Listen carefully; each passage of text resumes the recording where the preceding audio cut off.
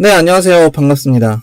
저희가 지난 시간에 tf.keras에 있는 sequential API를 사용해서 CNN을 구현하고 MNIST 데이터셋으로 학습을 진행을 해봤는데요. 이번 시간에는 tf.keras에 있는 functional API를 사용해서 CNN을 한번 구현하는 실습을 해보도록 하겠습니다.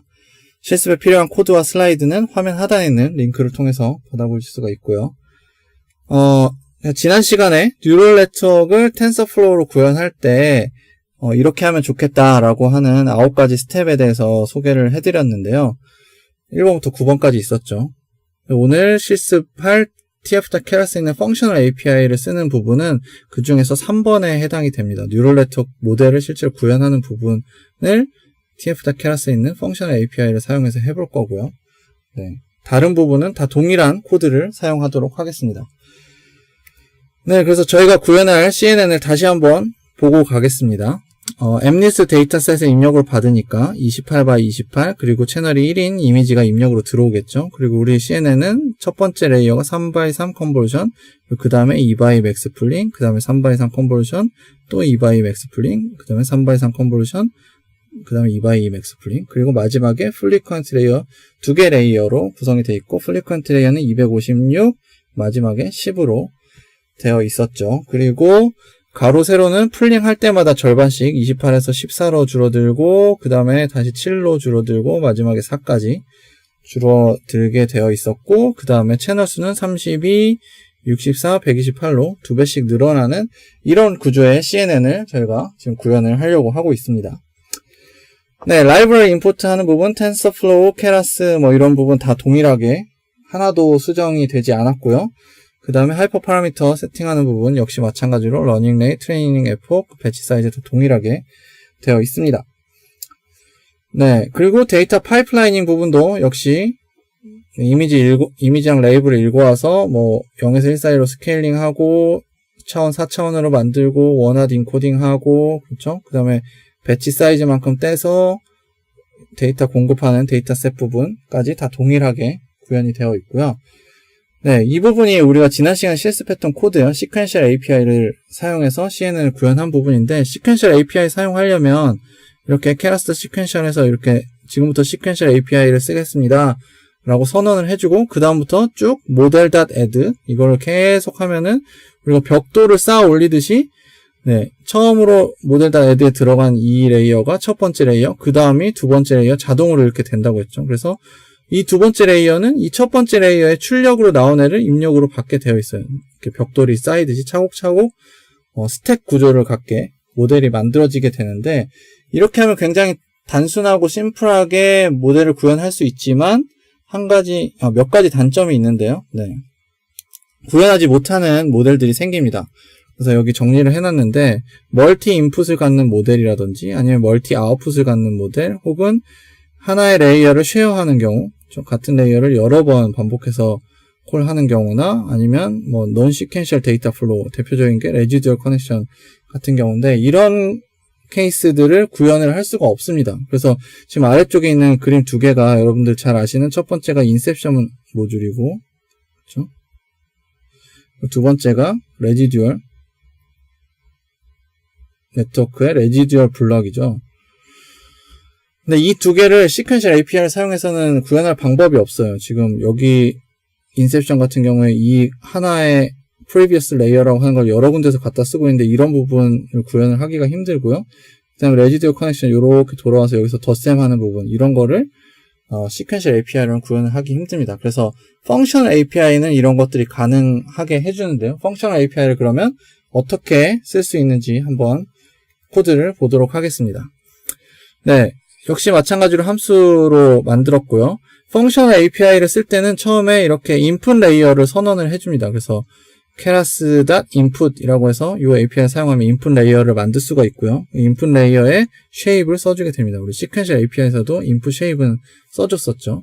그리고 나서 conv1이라고 하는 첫 번째 레이어를 만들 건데 역시 API는 keras.layers에 있는 conv2d를 쓸 거고 필터는 32개 3x3 컨버전, 패딩은 same이고, 액티베이션 렐로 쓸 거고, 근데 여기에서 이제 달라지는 점이, 여기 input라고 해서, 이 레이어에 conv2d라는 API 쓸 건데 이 레이어의 입력이 얘입니다. inputs라고 하는 input 레이어가 입력으로 들어갈 겁니다. 라고 하는 걸 명시를 해주게 되어 있어요. 그리고 sequential API에서는 그냥 당연히 이전 레이어의 출력이 이번 레이어의 입력으로 들어간다. 이렇게 암묵적으로 되어 있었는데 여기서는 이렇게 명시를 해주게 되어 있어요. 그래서 이 API가 사실은 클래스로 되어 있기 때문에 이 앞부분은 init 메서드에 의해서 동작하는 부분이고 뒷부분은 call 메서드에 의해서 동작하는 부분인데요. 그냥 어려우신 분들은 그냥 이 컨볼루션 레이어의 입력을 이렇게 명시를 해주는 게 펑셔널 API의 큰 특징이다 라고 생각하시면 될 것 같아요. 그 다음에 두 번째로 풀링 레이어를 만들 건데 이렇게 역시 layer.maxpull2d를 하고 이때 conv1이라고 하는 애 입력으로 받을 겁니다. 이렇게 써주는 거고요. conv2라고 하는 두 번째 컨볼루션 레이어에서는 필터를 64개, 나머지는 동일하고요. 역시 입력으로 풀1을 받을 거예요. 한 거고, 풀2에서는 conv2를 입력으로 받고, conv3에서는 풀2를 입력으로 받고, 그쵸? 필터는 128개를 쓴 것만 달라졌고요. 풀3에서는 역시 conv3를 받아서 2x2 맥스 풀링을 할 거고요. 그 다음에 우리가 플리퀀티 레이어에 넣기 위해서 flatten이라는 API를 썼는데, 이때도, 이 풀3를 플래튼 해주세요 라고 하는 거죠. 댄스 레이어 마찬가지로 앞에서 풀3 플랫이라고 한 걸 입력으로 받을 거고 유닛은 256개 쓸 거고 드랍아웃도 마찬가지로 여기서 했던 댄스 4를 입력으로 넣어줄 거고 마지막 댄스 레이어에서는 이 드랍 4를 넣어주세요 라고 하면 됩니다. 그 다음에 이렇게 한 다음에 이제 모델을 구현할 때는 캐러스타 모델이라고 한 다음에 인풋에 우리가 인풋 레이어 선언했던 걸 넣어주고 아웃풋 자리에다가 우리가 마지막 레이어 로지츠를 넣어주면은 모델이 만들어지고 이거를 리턴 해주면은 이 펑셔널 API를 쓴 모델이 만들어지게 됩니다. 그래서 역시 마찬가지로 함수를 콜하면은 모델이 생기겠죠. 그리고 모델 다 서머리 해보면은 앞에서 시퀀셜 API를 썼던 거랑 거의 동일한 형태가 나오는 걸 볼 수가 있어요.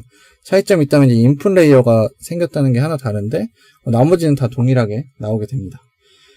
그러면은 제가 앞에서 펑셔널 API를 쓰면은 인셉션 모듈이나 레지듀얼 블락 같은 거를 구현할 수 있다고 했는데 진짜 되는지 한번 실제로 레지듀얼 블락 하나를 구현을 해보도록 하겠습니다. 그래서 이게 레지듀얼 블럭의 구조인데 채널이 256자리가 들어와서 1x1 컨버전 필터 64개 그 다음에 3x3 컨버전 64개 그 다음에 1x1 컨버전 256개 하고 여기서 쇼컷 커넥션이 와서 덧셈을 하고 엘리먼트 와이즈 덧셈을 하고 그 다음에 렐루를 하는 식으로 되는데 이 부분을 한번 구현을 해보면은 처음에 인풋 레이어를 만들어야겠죠. 캐러스타 인풋하고 가로 세로에 대한 정보는 없기 때문에 그냥 28x28로 했고 채널이 256인 인풋을 선언을 했고요. 그 다음에 conv1에 필터를 64개 쓰고 1x1 컨버전 하고 패딩은 same이고 렐루를 썼고요.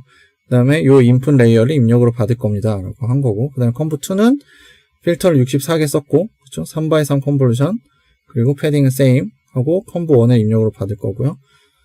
conv3은, 필터 256개 쓰고, 1x1 컨버전하고, 패딩 same으로 하고, 여기는 액티베이션을 안 썼어요. 왜냐면 렐루를 뒤에서 적용할 거니까. 그렇게 한 다음에, 이제 여기서 덧셈을 해야 되는, 덧셈 하는 거는, 역시 캐러스타 레이어스 add를 쓰면 됩니다. 그래서 덧셈 해야 되는 건 여기서 input 레이어 요거죠. 그리고 마지막에 conv3 레이어 요거 두 개를 더해야 되겠죠. 그래서 여기다 conv3이랑 input이랑 더해주세요 라고 썼고요. 그 다음에 렐루를 적용해야겠죠. 그래서 렐루에다가 역시 이 add3이라고 하는 입력으로 넣어서 렐루를 통과시켰고 마지막으로 모델 부분에 input은 input 레이어고 output은 렐루 3입니다 라고 선언해주면 이렇게 레지듀얼 블락이 구현이 되게 됩니다. 그럼 이제 뒷부분에 로스 펑션, 그레디언트 하는 부분 다 동일하게 구현이 되어 있고요. 그리고 옵티마이저 역시 아담 옵티마이저 썼고, 애큐러시 계산한 부분, 체크 포인트 만드는 부분이고, 그 다음에 트레이닝, 이중 루프 돌면서 하는 부분, 그쵸? 그리고 테스트 스텝 가지고 밸리데이션 하는 부분, 프린트 하는 부분, 그리고 마지막에 체크 포인트 저장하는 부분까지 앞에서 실습했던 시퀀셜 API와 동일하게 구현이 되어 있습니다. 그래서 이거를 실제로 돌려보시면은 아까 앞에서 했었던 시퀀셜 API랑 거의 비슷한 애큐러시를 갖는 거를 보실 수가 있을 겁니다. 이렇게 해서 펑셔널 API까지 실습을 진행을 해봤고요. 이 시퀀셜 API, 펑셔널 API 말고도 또 한 가지 방법이 더 있습니다. CNN을 구현할 수 있는 방법이 한 가지 더 있는데 그게 tf.character 모델에 있는 subclassing 모델 클래스를 서브 클래싱해서 하는 방법인데요. 그 부분에 대해서 실습을 다음 시간에 진행하도록 하겠습니다.